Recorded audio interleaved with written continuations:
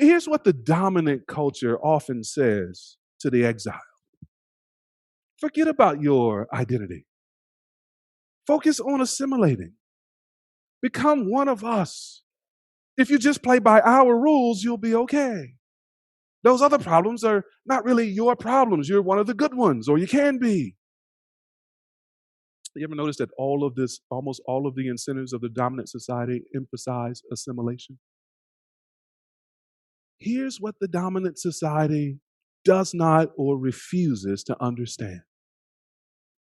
If Esther assimilated, then Israel would be annihilated. It is group self-destruction. When people who are exiles forget their own exile community and their identity and assimilate entirely with the dominant community and adopts their interests. Dominant groups, especially those who are hungry and lustful for power, they really refuse to acknowledge that exiled and oppressed groups experience an interconnectedness, a mutual dependence that is necessary for survival. Esther has what W.B. Du Bois would later famously call double consciousness, doesn't she?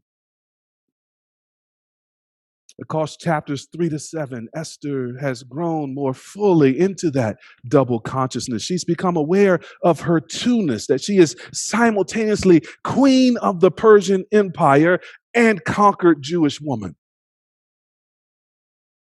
Sometimes, like in Esther 4, verses 13-14, she has to choose between the two.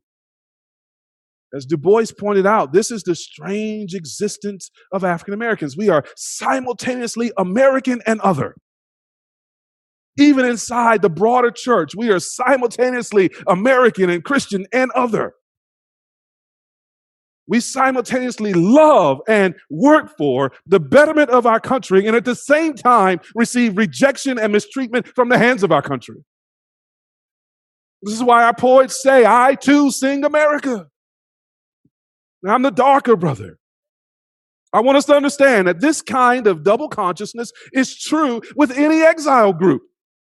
Christians submitting to their governments experience it. Latin Americans and Haitians immigrating to the U.S. experience it. Afghan refugees fleeing persecution in their homeland experience it. African Americans looking for justice from the criminal injustice system experience it. This double consciousness is an ordinary and complex part of being an exiled people, whether we are exiled religiously or ethnically. Let me lean on that last phrase, whether religiously or ethnically. Religious persecution and ethnic persecution can sometimes travel together, but at other times they are different. That's why it's a mistake to just make Esther a story about God's covenant people when there are also ethnic, racial, and gender things happening in this text. So sometimes they travel together, but at other times they can be different. And that's why Christian conversations about racial injustice need to slow down.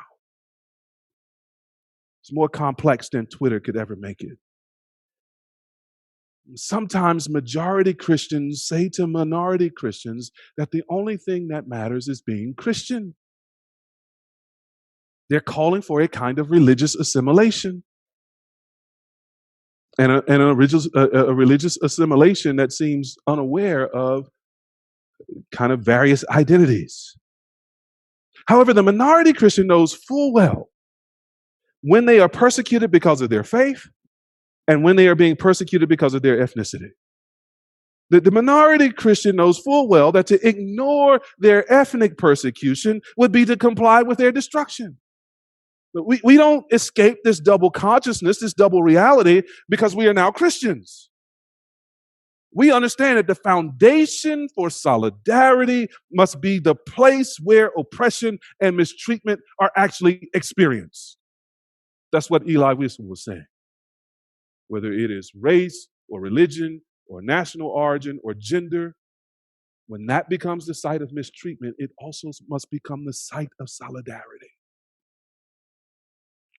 So if it is experience religiously, then we express solidarity religiously. If people persecute the church, then we identify with the church and we respond in solidarity to their persecution. If it is experienced based on gender, then we must express solidarity with the gender that is being persecuted. In this text, with the way women have been mistreated throughout this book. If it is experienced racially, then we must stand with the racial group being mistreated, whether it is African Americans suffering or Asian Americans and the rise of anti-Asian hate, or Latin Americans and Haitians suffering various things at the border. We must stand with the group who is being mistreated. Solidarity is not fundamentally a religious project. It is more fundamentally a human in the image of God project. This is why it's complex. And we need more than a soundbite understanding of how to stand with one another in the face of injustice. This is why people watching the various trials over this last week experienced some mixture of both hope and I knew it. It is the echo of this twoness, this double consciousness.